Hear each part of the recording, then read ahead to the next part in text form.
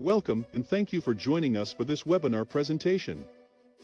We are the Cybersecurity and Information Systems Information Analysis Center, or CSIAC, one of 3 IAC domains in the DoD Information Analysis Centers operating under the Defense Technical Information Center, DTIC, within the Office of the Undersecretary of Defense for Research and Engineering. Our informative webinar series highlights current and emerging research and technology developments. It presents an opportunity for accelerating the DoD's leverage of these advancements by increasing awareness and fostering technical collaboration. CSIAC serves as one of the premier information research partners and curators of technology advancements and trends for the cybersecurity and information systems community.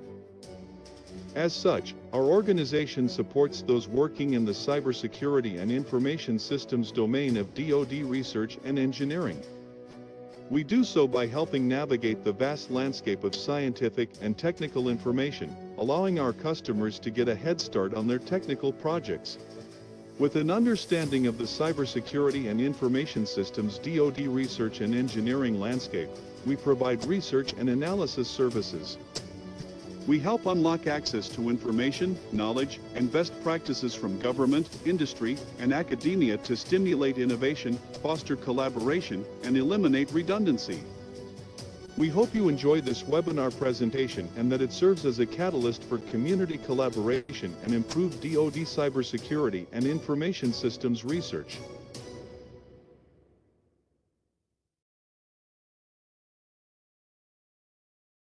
Good day, everyone.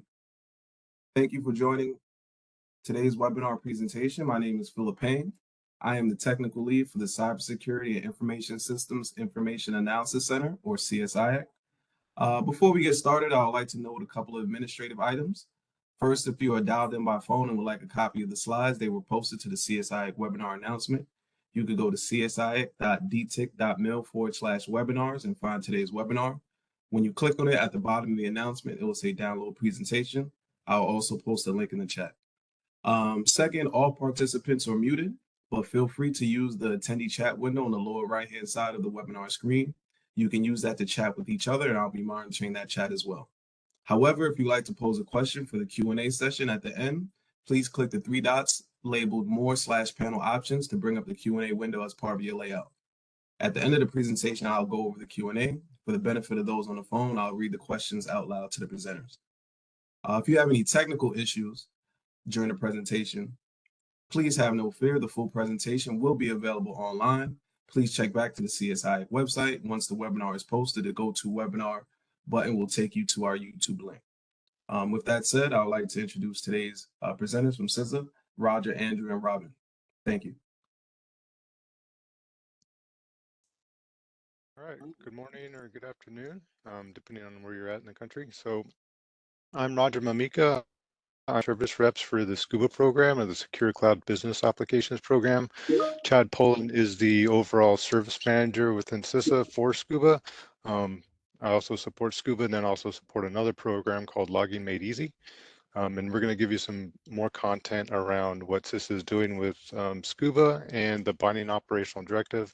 Now, understand the audience is probably a little bit varied and maybe not everything as far as the BOD or the binding operational directive would apply to you, but there could be some relevance and depending on who you interact with, your different partners or stakeholders, or if you're supporting different federal agencies. For just to kind of give some context, the BOD specifically is targeting those federal agencies and has now recently been mandated as of this last December, where federal agencies have to abide by submitting different content as stated in our binding operational directive to CISA. And some really that's just kind of content and looking over the different configurations. As we go through this presentation, you'll kind of understand what that looks like. Hopefully, I think most folks on the call are aware of what SCuBA is, but if not, we'll give you definitely some content behind what that looks like, what other configuration guidelines and more kind of standards that we've done within the different federal agencies.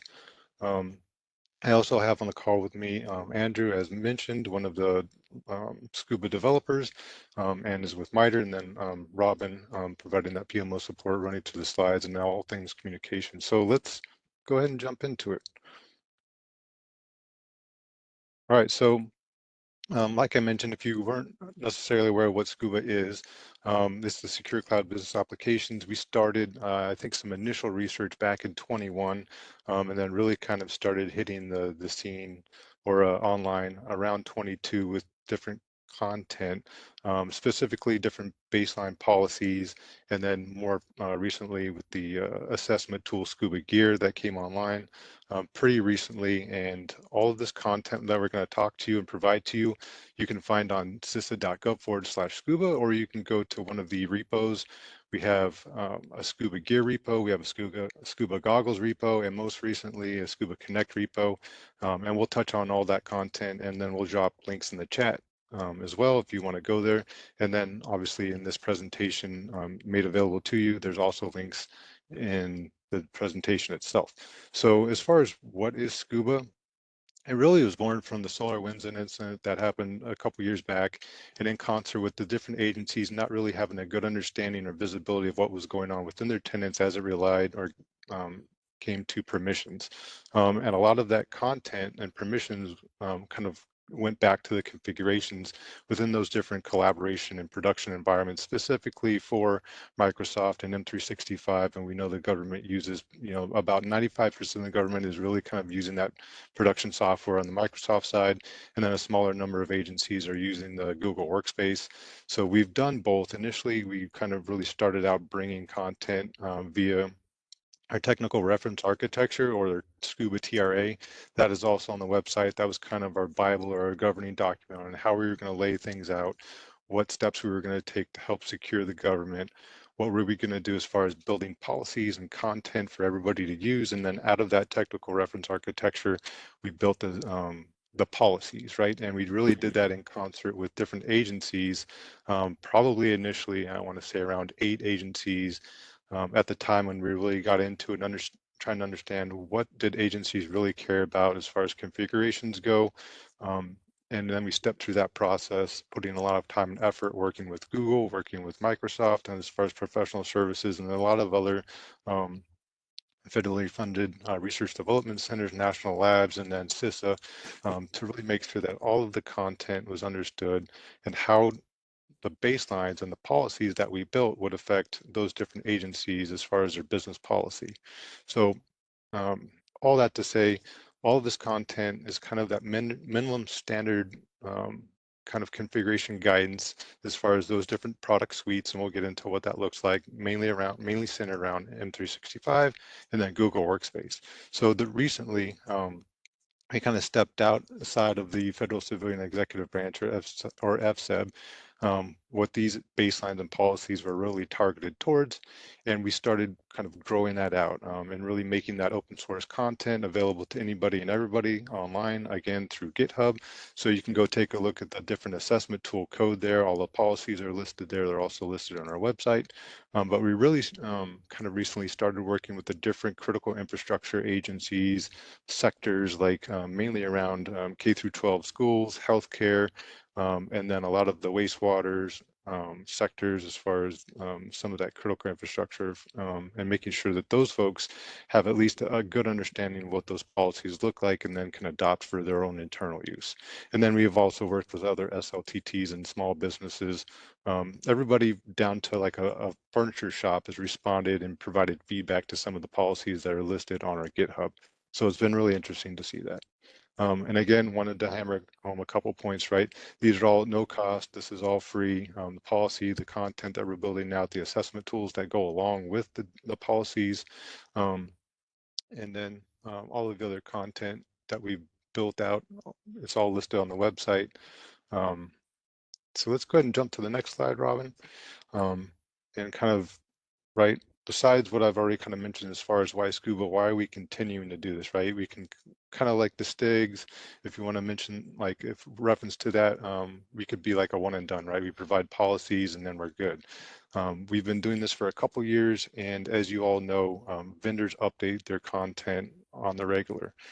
Specifically with Microsoft and Google, some of those vendors are updating several times a week. So specifically, and we'll touch base on some of those different applications, but right, when you think about M365, you're thinking about OneDrive, Teams, SharePoint, all those kind of, SaaS applications underneath M365.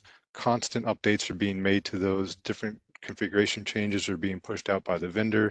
And then you have those IT admins, CISOs, CIOs are all taking that different content, and you're kind of pushing those updates to your environments, right? And some of those updates or those configurations change, and you might not realize it.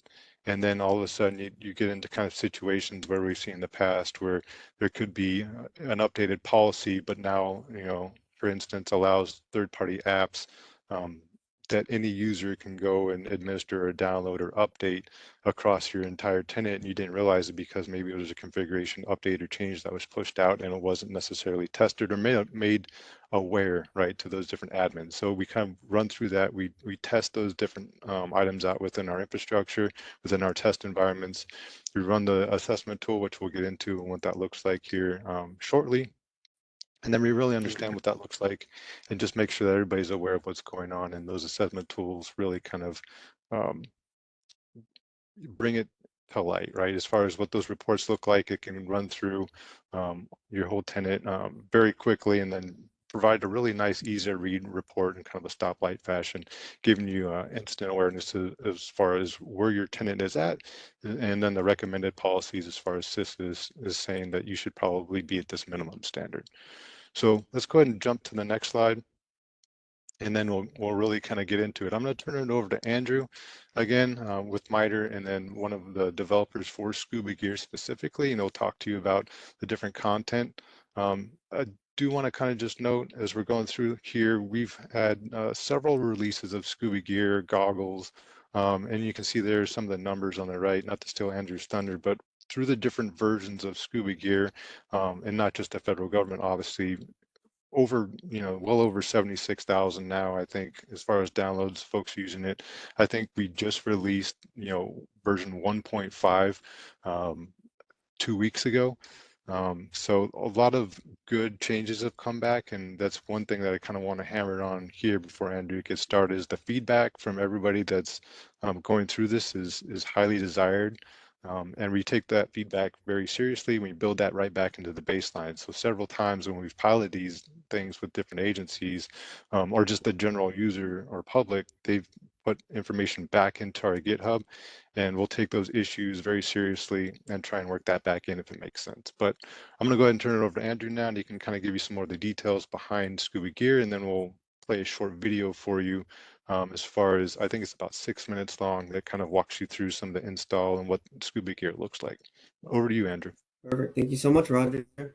Good afternoon, everyone, or good morning for those not on the East Coast. But like Roger mentioned, we have our SCBs, which are our secure configuration baselines, as well as our automated assessment tools, which are dubbed ScubaGear and ScubaGoggles for M365 and GWS respectively.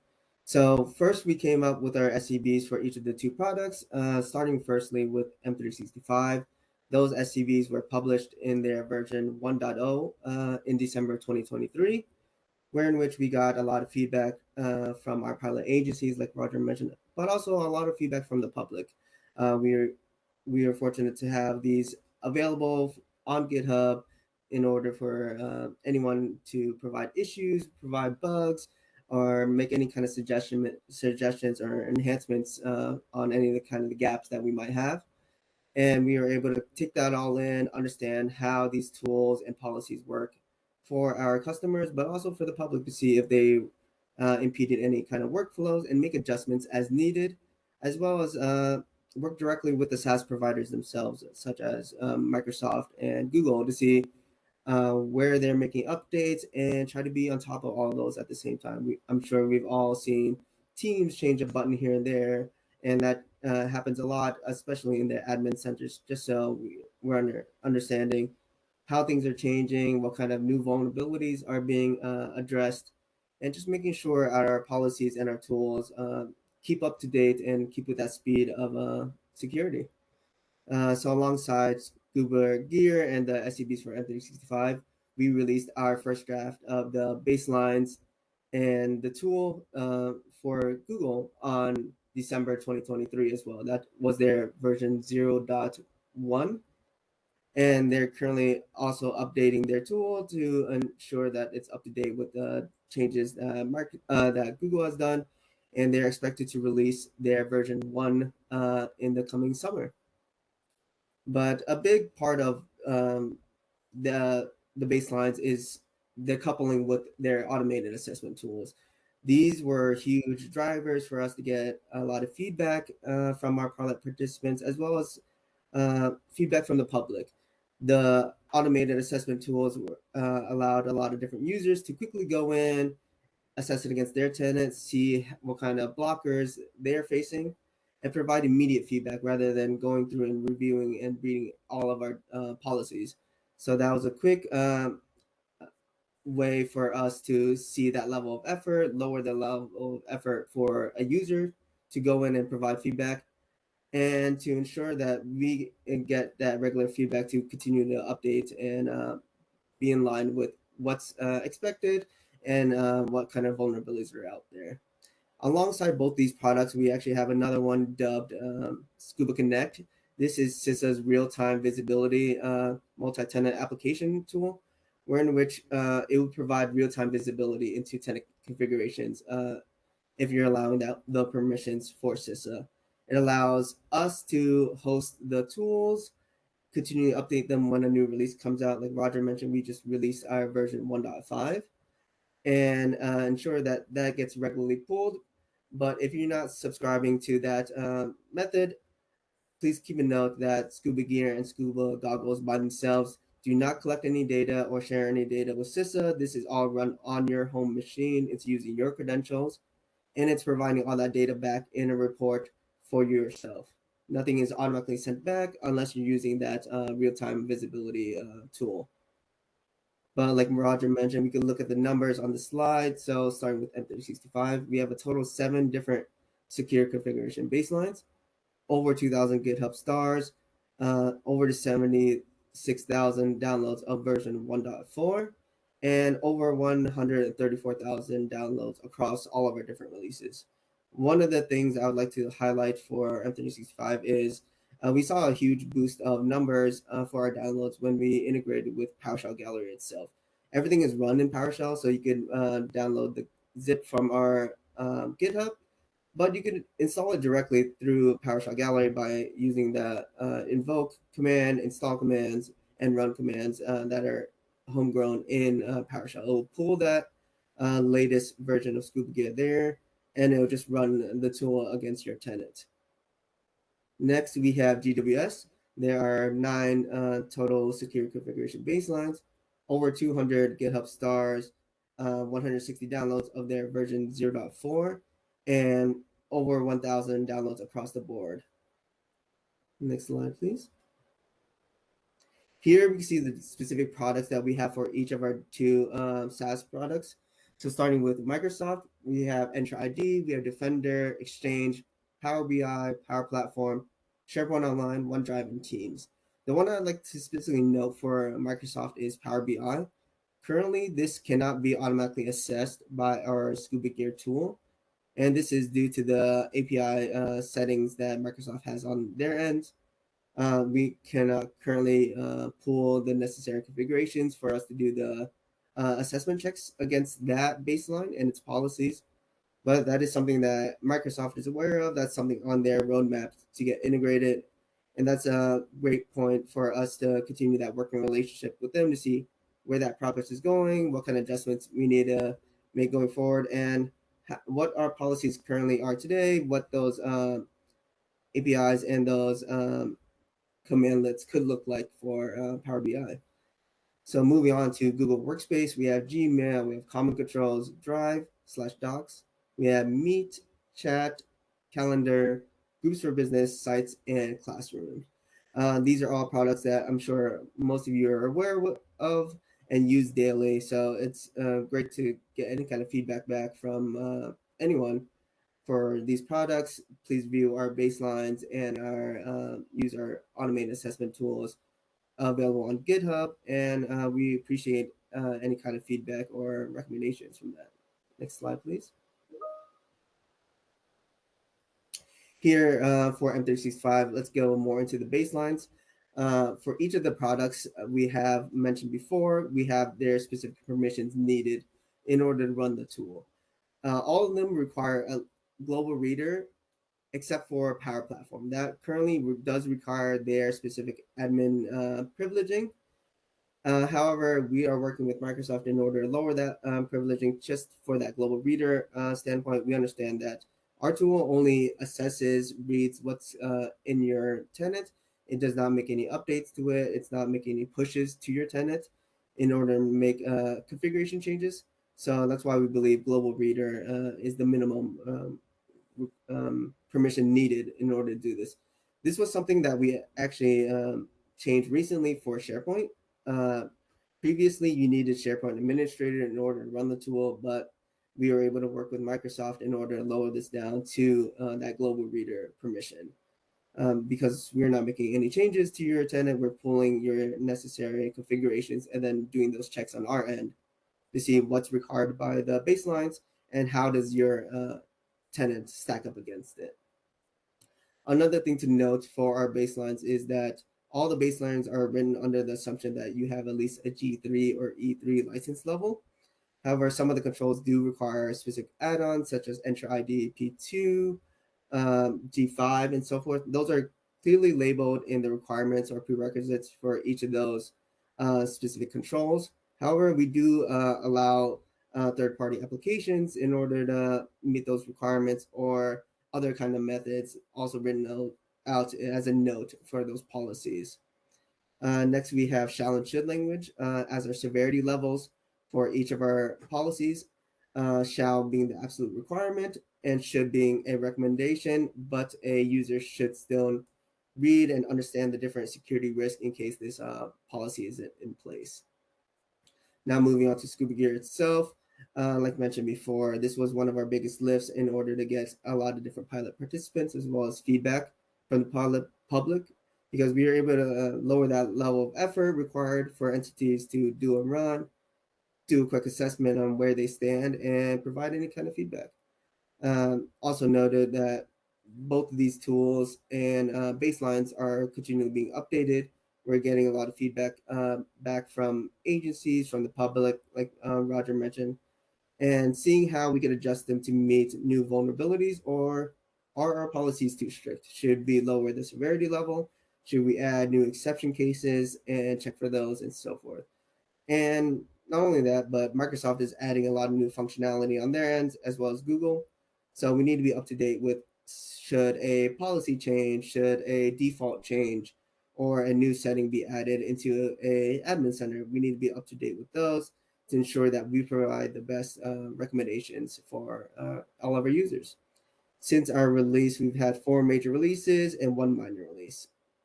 And seen in the link, that is our specific GitHub link for ScubaGear itself. It's publicly available. You're able to go in, download the tool, and for anyone that has an account, feel free to add an issue for any kind of bugs you might encounter, any issues you guys might encounter running the tool, or just any kind of gaps you might have that we should look into, or any kind of enhancements, anything like that that we could add to our queue. Next slide, please. Here we have the breakdown of our SCBs for both M365 and for GWS. So starting with the category, this is a common category where in which multiple policies would roll up under. This could be a common category such as secure passwords, or it could be a header in how they're configured in the admin center. That could be like meeting policies for teams. It gives a quick, easy way for a user to understand the flow of our policies and make quick adjustments if they're in the admin center. Next, we have the policy description. This is where we're using the shall and should language for our severity levels, as well as must not, required, should not, recommended, may, and optional. Next, we have a rationale for each of our different policies. These are standardized across both of our platforms as well, where in which we note what is the security risk in case this policy isn't in place, and how does this policy try to mitigate that risk as much as possible. This was something that we got direct feedback from the pilot participants, so that we can provide all the information they might need to go to their change review board, understand the security risk in case this policy isn't in place, and see how that could get updated and pushed along so that can be enacted in their tenant. Next, we have minor attack TTP mappings. These are tactics, techniques, and procedures that are aligned with each of our different policies. This gives greater context from an adversary kind of standpoint. It's just to provide that context of how does this policy try to mitigate those kinds of risks for an adversary. Next, we have resources for each of our different sections.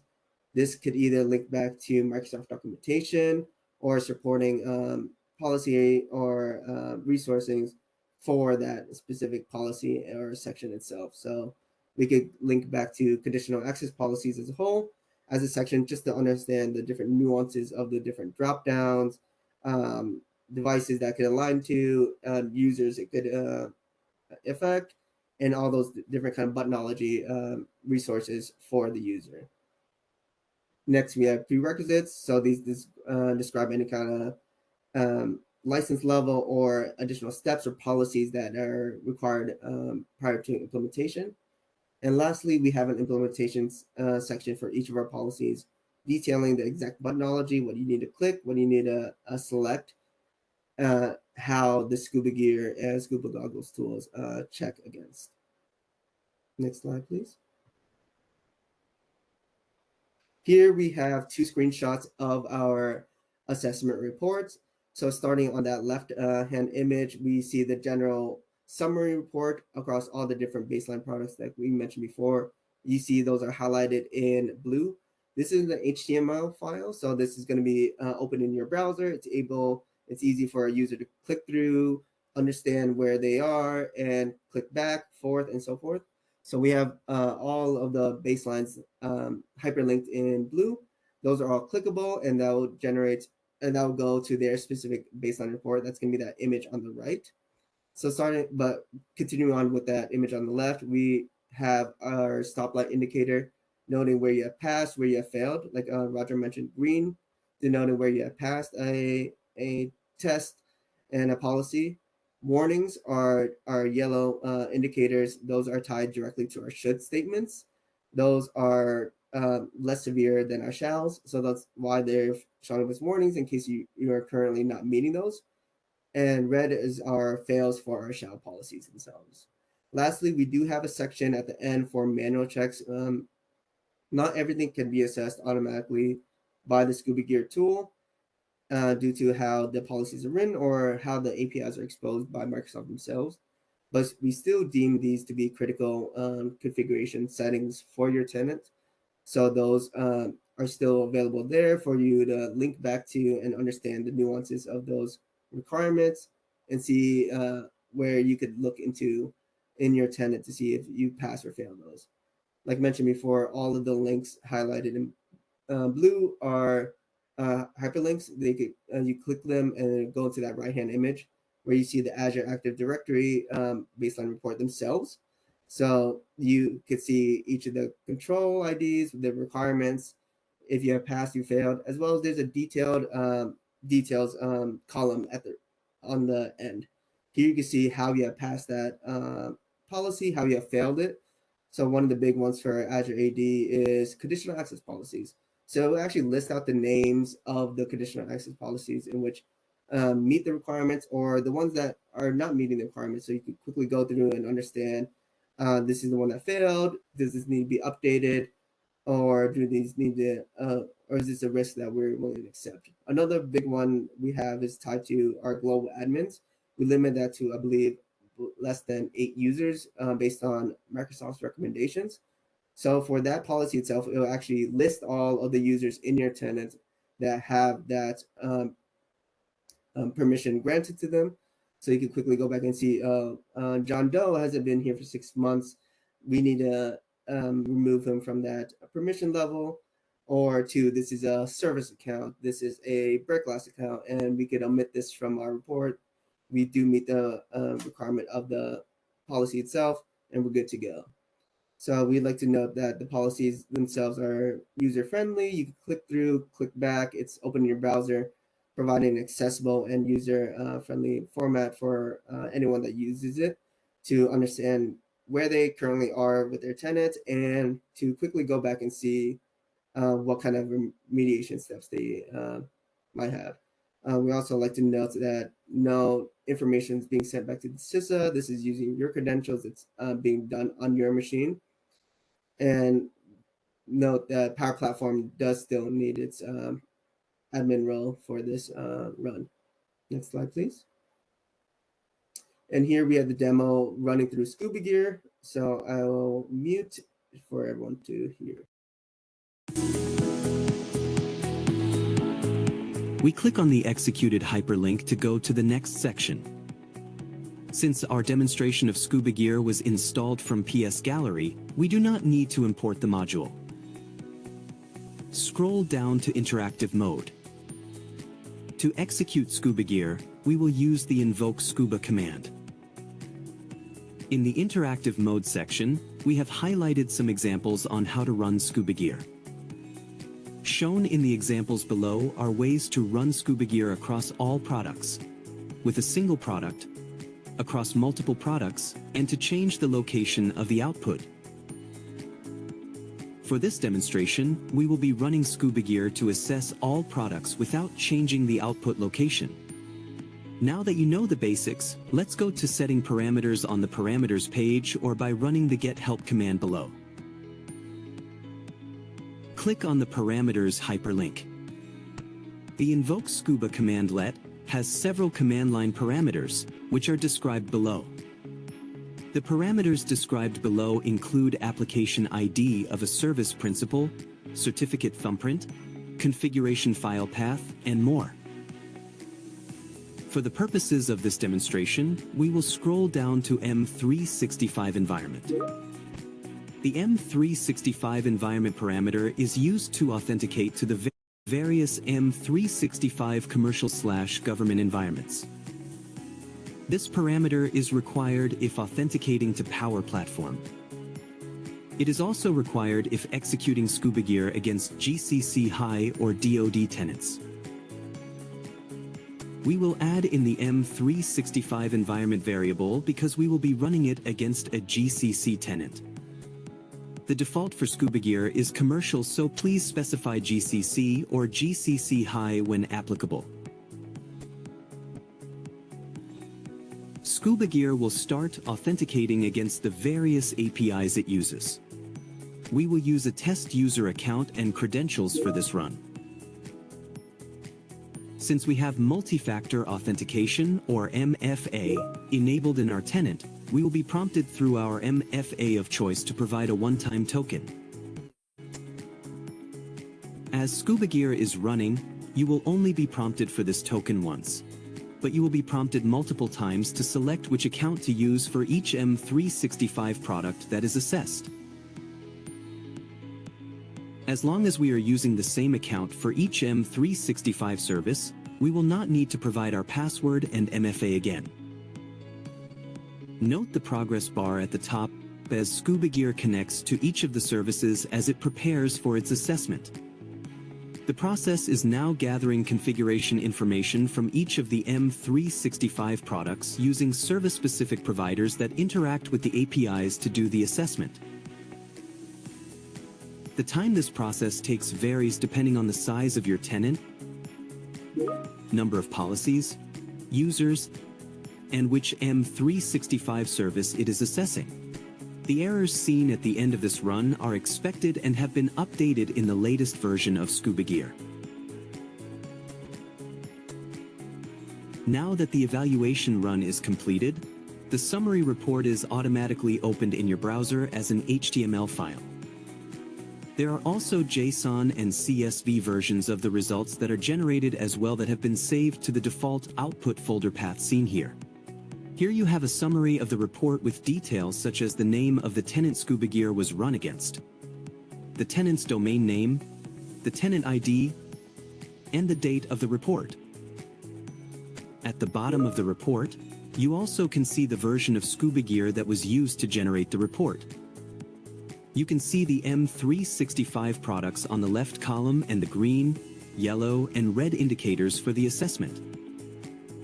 The policy checks counted and marked as green indicate a policy test that has passed. The policy checks counted and marked as yellow indicate that a should policy test has failed and is showing up as warnings. The policy checks counted and marked as red indicate that a shall policy test has failed. Shall and should are keywords in the report, and the SCBs are to be interpreted as described in Internet Engineering Task Force Request for Comments 2119.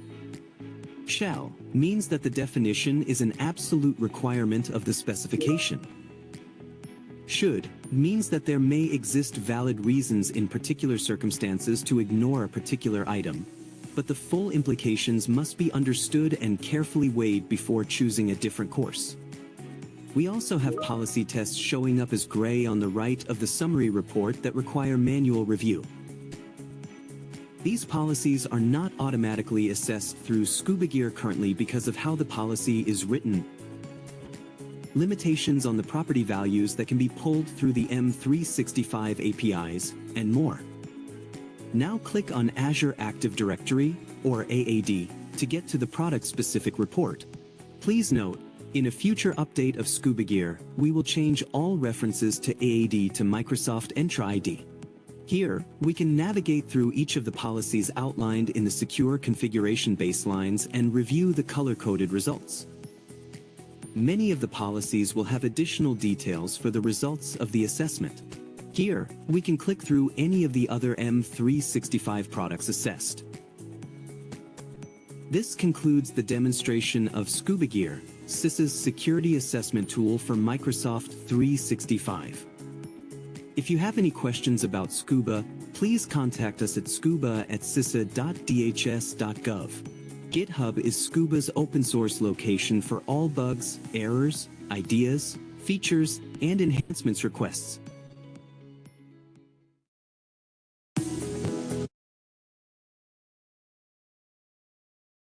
All right.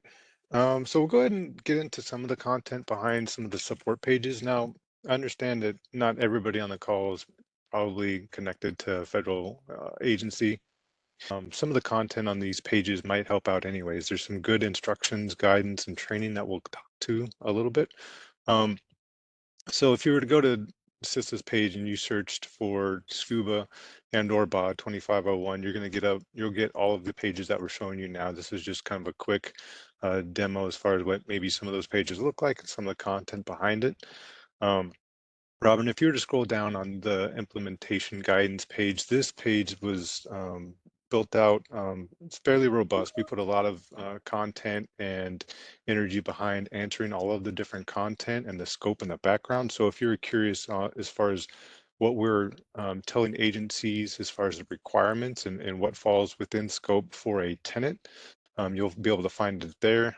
We do leave it a little we try and leave it a little some wiggle room, right? We try and make it broad. We really want agencies to kind of make that own determination that works best for them, right? But if it's a tenant that is, a production tenant, it has real content, that's going to be in scope, right? Test tenants that don't necessarily have an ATO, not in scope. We're trying to just make sure that agencies understand what's really required for this. So we list a lot of the different content, all of the different requirements. We provide different tools and I guess assessment strategies that go along with the different requirements for the binding operational directive. As we go down, Robin, if you want to go maybe more towards the bottom, we have some other references, content there that showcase where can you go to get more information, what the inventory trackers look like. But there is some good training that CISA has built out. Specifically, there's 2 courses. There's an IIR course that you can find within CISA that Robin's that has highlighted, right? There's a 113 and a 213. The 213 course is a little bit longer of a lab-based course, but it really gets into the weeds and shows you all of the different install procedures and what you're looking at when you're building or installing the assessment tool.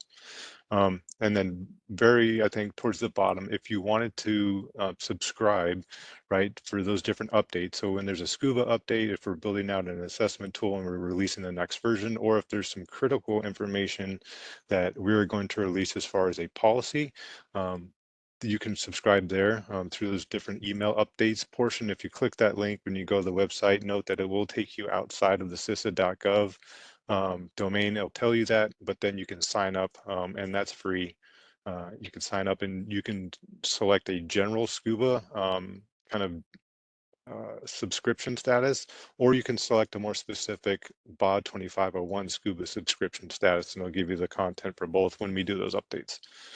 Let's jump to the next tab, Robin, where we show kind of the different practices for required configurations. This page really goes and speaks towards those hard requirements. So if you are supporting a federal agency that is required to abide by these, this is the page that you will find that shows those specific requirements by policy ID and what's required. And again, this will be updated along with all the other content when those changes come out. And that's really speaking towards the content when the vendor makes an update, or when CISA comes out with a different policy and maybe we assess that a specific policy is no longer a shall or required policy, but maybe that's either downgraded or we find something else that we need to make sure that makes it in there. So let's go ahead and jump to the next tab. And I think we're just a quick showcase of what the GitHub repo looks like. If you haven't necessarily, or maybe you're not familiar with different repos or on GitHub, I would say go there, become more familiar, right?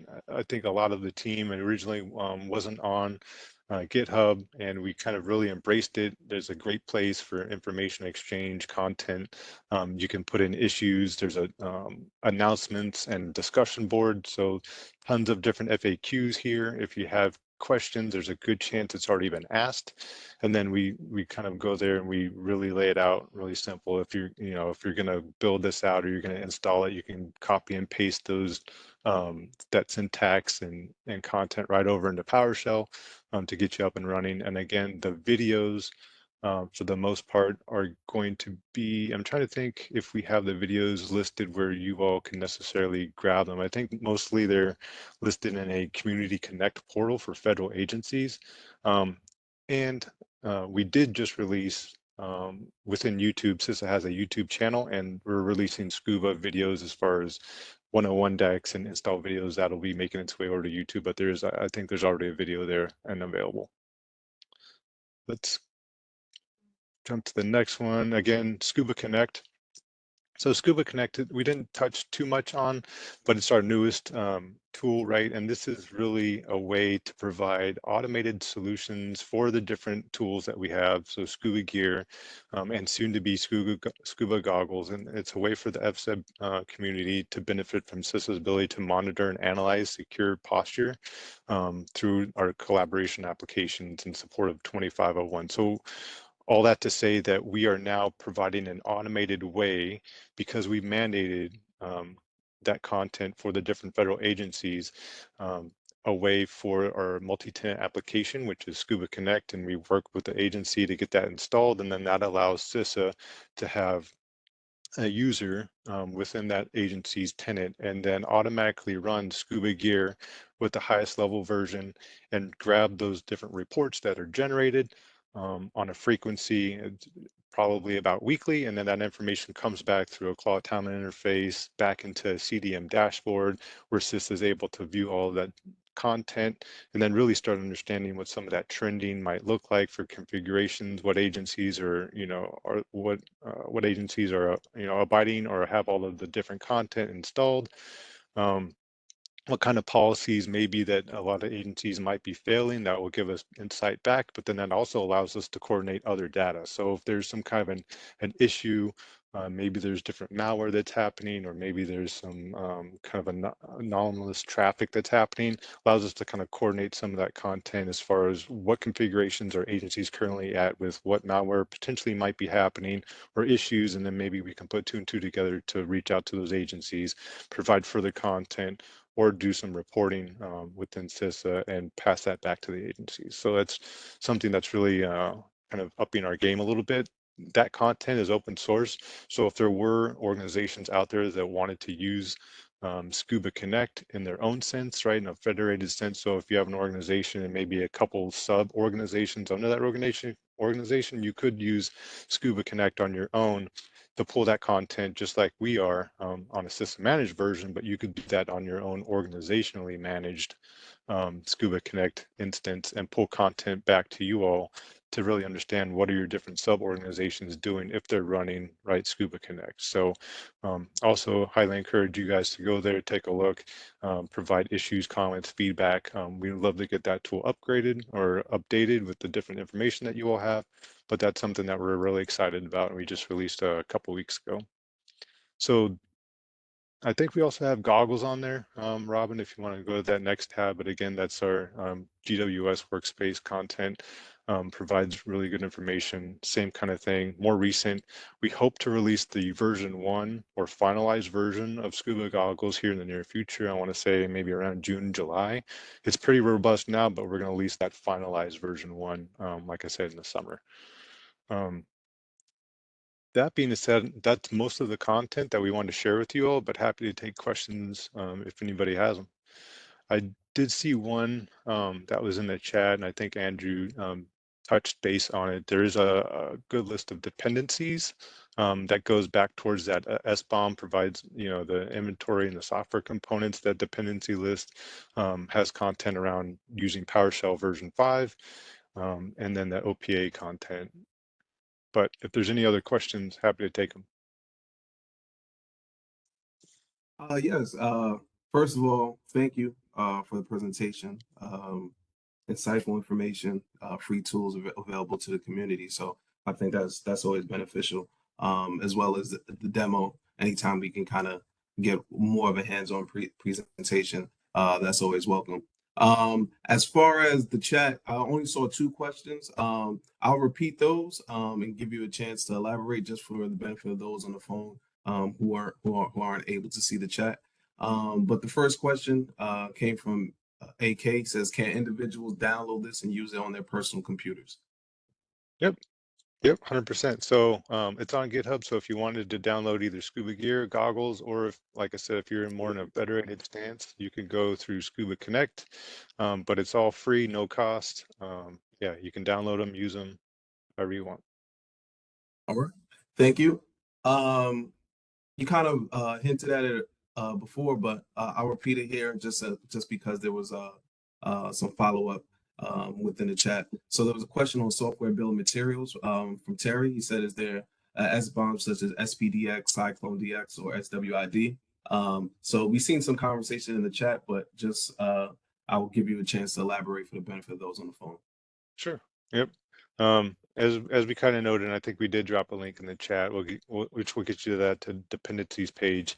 But there is information around using PowerShell version 5. We know that version 7, I think, is the latest and greatest. However, due to just some stipulations in the way that we're running the tool through PowerShell, we're still at 5 for that specifically. So you'd have to have 5 installed to run. We do know that SBOM is a CISA thing, right? And we're trying to abide by that as much as we can through listing it on the dependencies page. Not sure if we're going to release anything in a more maybe formalized fashion, as you already mentioned, maybe within one of those frameworks where it's living within like the SPDX or some other frame, but it's something on our roadmap. Potentially we could do that in the future. Not sure exactly where we're at yet with that.